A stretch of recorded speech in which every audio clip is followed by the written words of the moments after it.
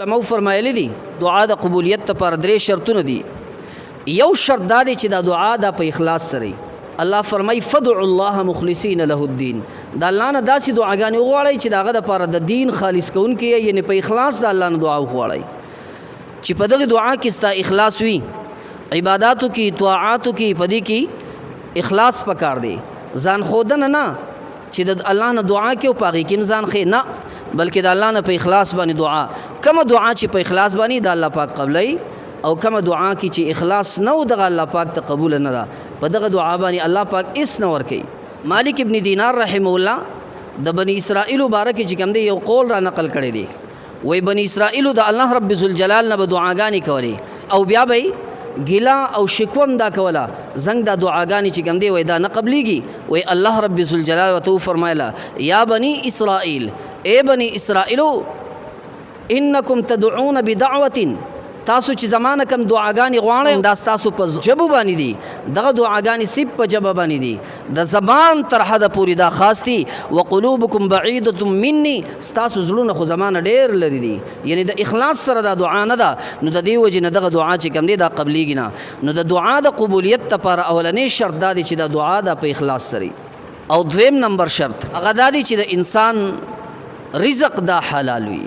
کم انسان رزق چې حلال وي د دعا به قبليږي، او د کم انسان رزق چې حرام و د دعا چرته الله پاک نه قبلي. یو حدیث مبارک دی پیغمبر علیه الصلاۃ والسلام فرمای ان الله عز وجل طیب ولا يقبل الا طیبا. الله پاک په خپل باندې پاک دی او پاک سيزونه قبلي. او بیا مخکې پیغمبر علیه الصلاۃ والسلام وذكر رجلا، بیا پیغمبر علیہ السلام د یو سړي وې تذکرہ وکړه یطیل السفر چې هغه ډېر اوږد سفر کړی دی، اوږد سفر یې کړی او حالت دغه داسې دی چې اشعث اغبر، دغه حالت دا ډېر پراګنده یعنی وران جاړ یخته او د دوړو نه ډک پک، یعنی حالت د تضرع د عاجزۍ دی چې کوم د انسان سره خایيږي.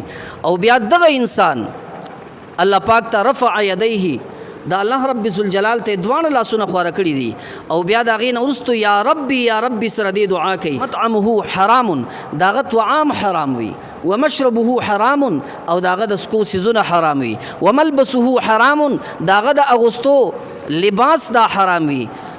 نو فانا یستجاب لذلك، نبی کریم صلی الله علیه وسلم فرمای بیا به دغه انسان دعا څنګه قبول کړي شي چې داغه خوراک حرام دی، داغه سکل حرام دی، داغه لباس حرام دی، او الله پاک ته چې کوم دی حالت د عجزۍ جوړ کړي دی، او الله پاک ته یا ربي ندا لګي، لیکن دا چې دغه شرط پکې نشته د حلال خوراک، د دې وجې د دعاګانې دا قبليږي نه. او دریم نمبر دا چې دی به د ګناهونو توبه کوي، د ګناه نه به توبه کوي، الله به د دعا قبليږي. کدی په ګناهونو کې لت پت دی او دی بیا الله پاک ته آهوزاری کوي، لاسی وته اوچت کړي، الله رب ذوالجلال دغه انسانانو دعا چرته نه قبلي. کده ګناه پرې نه خو د اسید دی لاس اوچتینو.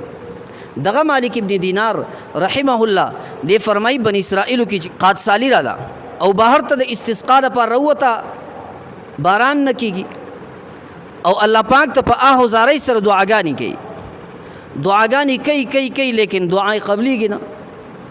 د وخت پیغمبر ته دوی شکایت وکړو چې مونږ خو د الله نه دعاګانې کوو لیکن نه قبليږي، څه وجه ده؟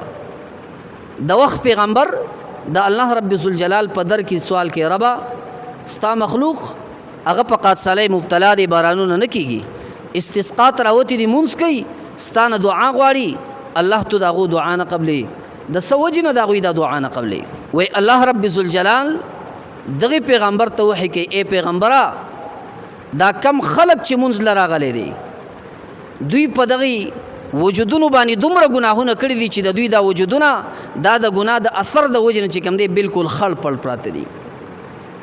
او اے پیغمبره دا کم خلق چې مونږ لراغلي دي، دوی دومره قتلونه کړی دي چې د دوی د لاسونه د دغه مقتولین او اغاوین وسم ساسي. نو چې کم خلق هغه په ګناهونو کې لت پت دي او هغوی قتلونه کوي او بیا د الله پاک نه دعاګانې کوي، د دغه خلکو دعاګانې به الله پاک څه قبول کړي. نو دریم شرط د دعا د قبلېدو دپاره دا دی چې انسان به ګناه پرېږدي، الله به د دې انسان د دعا الله پاک قبلوي. او که دې د ګناه نه سیډ نه کوي نو بیا زما عزتمندو د د دا دعا دا الله پاک بیا چرته نه قبلوي.